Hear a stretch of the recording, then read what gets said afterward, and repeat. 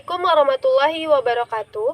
Saya Cynthia Bella dengan NIM 220304214. Saya akan menjelaskan materi pertemuan 9 sampai 15 dengan matkul Manajemen Teknologi Informasi. Sistem telekomunikasi. Telekomunikasi berasal dari kata tele yang artinya jauh dan komunikasi yang artinya hubungan atau pertukaran informasi.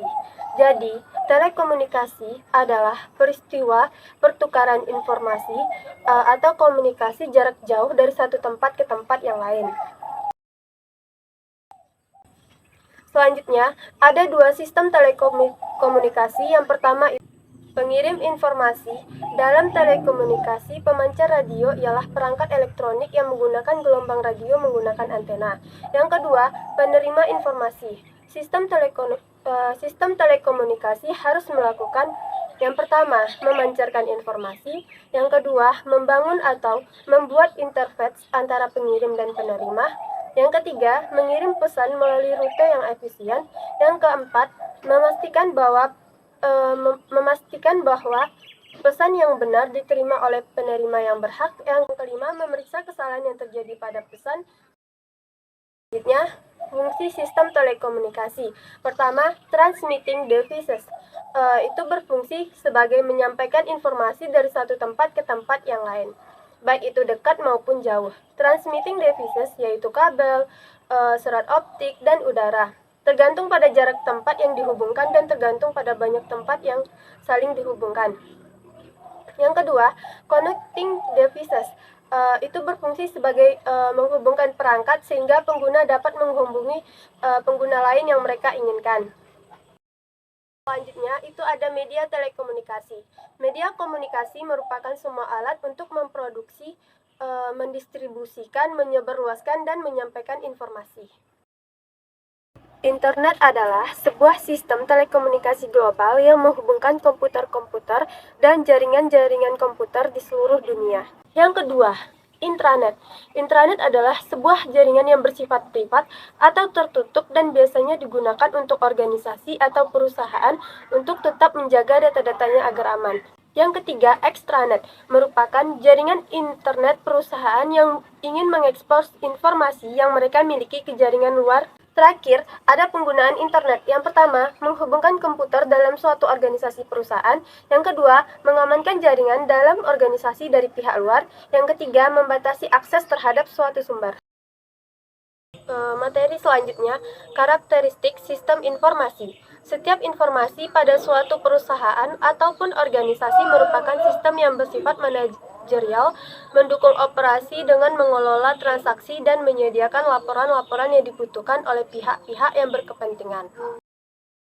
Sistem informasi manajemen atau SIM, perusahaan yang memanfaatkan sumber daya informasi dapat memperoleh keunggulan yang signifikan jika dibandingkan dengan perusahaan yang tidak. Namun demikian, perusahaan multinasional dapat memenuhi rintangan-rintangan yang signifikan, seperti halnya batasan-batasan politik, kendala, budaya, dan bahasa, masalah teknologi, dan kurangnya dukungan dari pihak manajemen. Sistem pemrosesan transaksi. Sistem pemrosesan transaksi atau biasa disingkat menjadi TPS merupakan bagian dari sebuah sistem informasi yang menjalankan dan mencatat transaksi rutin harian bahkan bulanan yang diperlukan untuk menjalankan sebuah bisnis. Contohnya adalah seperti memasukkan pesanan pada sebuah transaksi penjualan, pemesanan, penggajian karyawan, pencatatan karyawan, dan pengiriman sebuah barang. Selanjutnya, sistem penjualan dan pemasaran. Konsep penjualan yaitu sebuah konsep yang memfokuskan atau lebih dominan ke bidang penjualan. Dengan demikian, konsep ini berfokus dan mengedepankan kualitas barang yang mereka produksi. Setelah itu, barulah direncanakan bagaimana cara memasarkannya. Selanjutnya, Customer Relationship Management. Konsep mengenai CRM pertama kali muncul dalam dunia bisnis pada tahun 1960-an dengan berpindahnya fokus dari marketing, berpindah dari promosi barang dan jasa jangka pendek menjadi titik berat pada peningkatan keuntungan dari pelanggan selama masa hubungan mereka dengan sebuah perusahaan. Pertemuan 12, e-commerce. E-commerce adalah proses pembelian dan penjualan atau pertukaran produk, layanan, dan informasi melalui jaringan komputer, termasuk internet. E-commerce merupakan aplikasi teknologi menuju otomatisasi transaksi bisnis dan alur kerja. Jenis-jenis e-commerce. Yang pertama, business to business atau B2B, yang kedua, business to customer atau B2C, yang ketiga, customer to customer, yang keempat, customer to business, yang kelima, business to administration, yang keenam, customer administration, yang ketujuh, online to offline. Keuntungan e-commerce internet mungkin merupakan satu-satunya aspek terpenting dari masyarakat modern. Ini memainkan peran utama dalam segala hal, mulai dari wacana politik dan pendidikan tinggi, hingga cara kita menjalani diri dan bisnis kita. Maka, tidak mengherankan bahwa beralih dari model e-commerce hadir dengan keuntungan yang signifikan. E-commerce menghilangkan kebutuhan untuk toko fisik dan memungkinkan bisnis untuk memperluas bisnis pelanggan mereka. Selain menghilangkan kemungkinan antrean panjang, situs e-commerce menawarkan keuntungan besar bagi pembeli dan toko yang tidak berlokasi dari daerah perkotaan besar. Selanjutnya, batasan dan kegagalan e-commerce. Meskipun awalnya mungkin tampak seperti e-commerce akan menyelesaikan semua masalah bisnis Anda, ada kelemahan untuk beralih ke lokasi fisik ke toko online. Banyak konsumen masih lebih menyukai sentuhan pribadi dan hubungan yang terbentuk di toko pinggir jalan. Ini bisa sangat berharga bagi pelanggan yang berbelanja untuk produk khusus karena mereka mungkin ingin berkonsultasi dengan seseorang ahli tentang produk terbaik. Hotline pelayanan pelanggan yang solid tidak dapat menggantikan interaksi tatap muka dengan tenaga penjualan khusus. Selain itu, banyak pelanggan yang ingin merasakan produk sebelum pembeli, seperti saat berbelanja pakaian. Selanjutnya, aplikasi Business to Customer. B2C merupakan akronim untuk Business to Customer, merupakan model bisnis berdasarkan transaksi antara perusahaan yang menjualkan produk atau layanan dan pelanggan atau individu yang menjadi pengguna akhir produk ini. Dalam e-commerce, model B2C, proses transaksi perdagangan terjadi melalui situs web perusahaan yang ditampilkan dengan bantuan katalog online. Contohnya adalah Lazada, Tokopedia, Bukalapak, Biblio.com, dan lain-lain. Penelitian pasar. Penelitian pasar atau riset adalah proses sistematis untuk mengumpulkan, menganalisis, dan menafsirkan informasi. Informasi bisa mengenai target pasar, konsumen, pesaing, dan industri secara keseluruhan.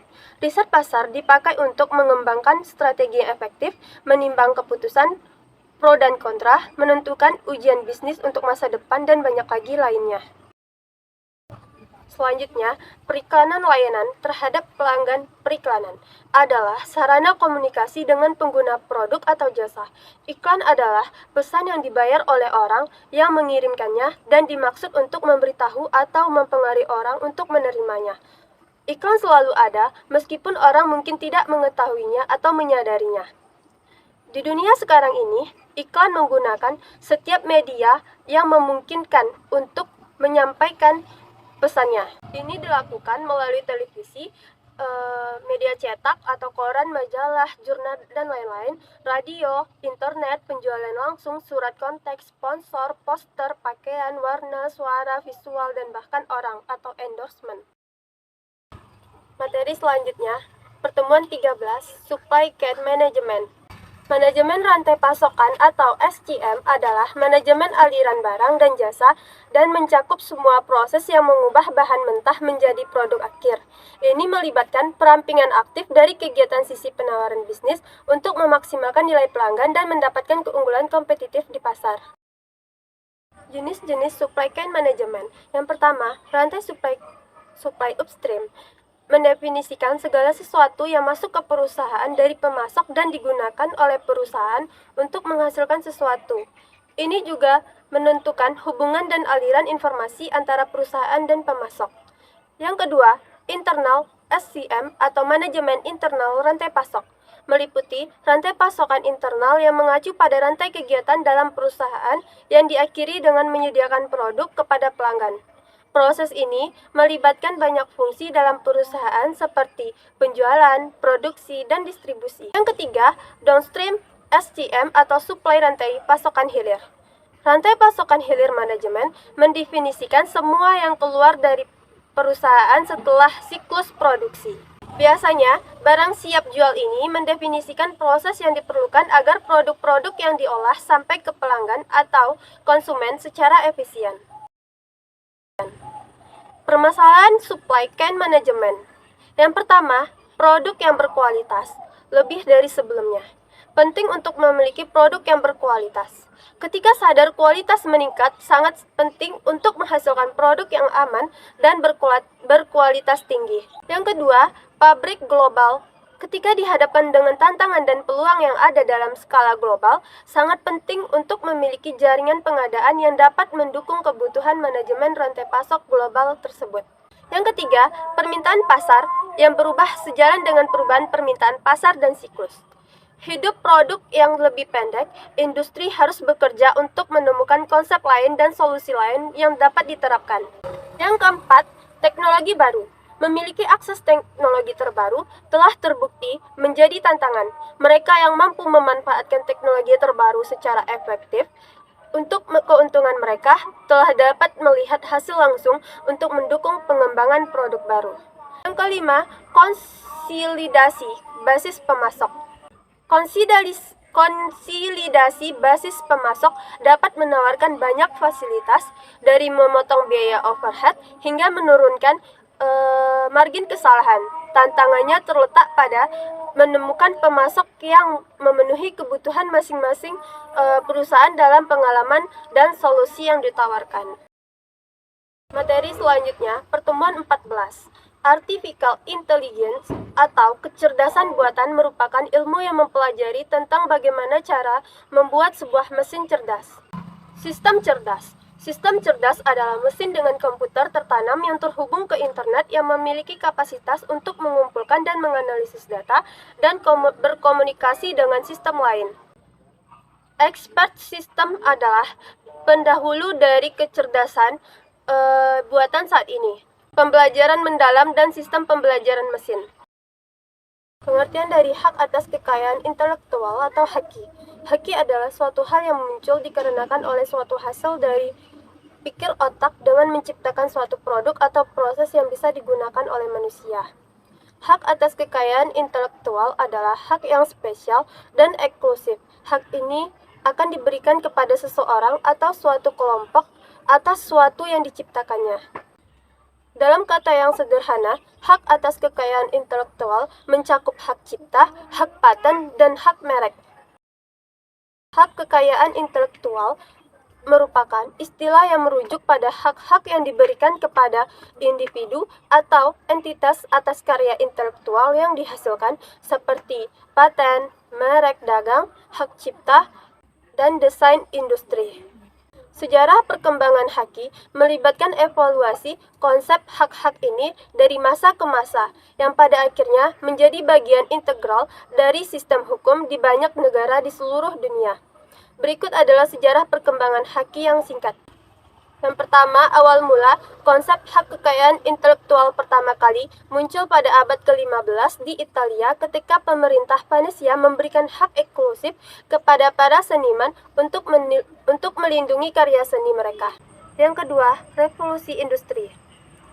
Perkembangan industri pada abad ke-18 dan 19 membawa perhatian lebih pada perlindungan hak cipta dan paten untuk mendorong inovasi dan kreativitas. Yang ketiga, Konvensi Bern. Pada tahun 1883, Konvensi Bern tentang perlindungan karya sastra dan seni mulai membentuk dasar perlindungan hak cipta internasional yang diakui oleh banyak negara. Yang keempat, TRIPS Agreement. Persetujuan TRIPS pada tahun 1994 menjadi bagian dari kesepakatan Organisasi Perdagangan Dunia yang mengatur standar internasional untuk hak kekayaan intelektual. Yang kelima, perkembangan digital. Dengan kemajuan teknologi digital dan internet, isu-isu baru seperti hak cipta digital, privasi data, dan keamanan informasi menjadi fokus dalam perkembangan haki. Seiring dengan perkembangan globalisasi dan teknologi, perlindungan dan penegakan hak kekayaan intelektual semakin penting dalam mendorong inovasi, kreativitas, dan pertumbuhan ekonomi. Negara-negara terus berupaya untuk menyempurnakan sistem haki mereka agar dapat mengkomunikasi tantangan baru yang muncul dalam era digital ini. Hak kekayaan intelektual atau haki memiliki beberapa manfaat yang penting bagi individu, perusahaan, dan masyarakat secara keseluruhan. Beberapa manfaat utama dari haki, diantaranya yang pertama, mendorong inovasi dan kreativitas. Haki memberikan insentif kepada pencipta, penemu, dan inovator untuk terus mengembangkan ide-ide baru, produk, dan layanan dengan memberikan perlindungan hukum atas karya intelektual mereka. Yang kedua, perlindungan hak pemilik. Haki memberikan hak eksklusif kepada pemilik karya intelektual untuk mengendalikan penggunaan, reproduksi, dan distribusi karya mereka, sehingga mencegah penggunaan ilegal dan pencurian karya. Yang ketiga, meningkatkan nilai ekonomi. Haki dapat menjadi aset berharga bagi perusahaan dan individu, membantu meningkatkan nilai ekonomi dan daya saing di pasar dengan memberikan keunggulan kompetitif. Yang keempat, memfasilitas investasi dan pelanggan. Perlindungan haki memberikan kepastian hukum kepada investor dan pelaku bisnis, sehingga memfasilitas investasi, kerjasama, dan perdagangan di tingkat nasional dan internasional. Yang kelima, mendorong pertumbuhan ekonomi. Dengan mendorong inovasi, kreativitas, dan investasi, haki dapat berkontribusi secara signifikan terhadap pertumbuhan ekonomi, menciptakan lapangan kerja baru, dan meningkatkan kesejahteraan masyarakat. Yang keenam, meningkatkan akses dan pengetahuan dan teknologi. Haki dapat memfasilitas transfer teknologi dan pengetahuan, serta mendorong kolaborasi antara pemegang hak dan pihak lain untuk memperluas akses terhadap inovasi dan penemuan. Dengan manfaat-manfaat tersebut, hak kekayaan intelektual dapat menjadi instrumen penting dalam mendukung inovasi, perlindungan karya intelektual, pertumbuhan ekonomi, dan kemajuan masyarakat secara